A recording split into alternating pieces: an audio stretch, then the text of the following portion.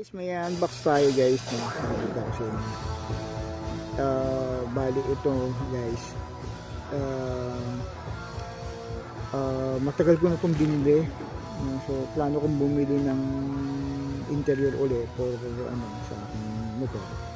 Pero na pala ako nabili advance. Matagal na po itong nakatago din pa sa kabilang bahay ngayon. Meron pala akong nabili na noon.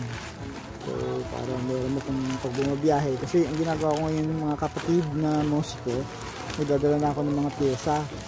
Tapos ako nilang nababaklas ng gulong.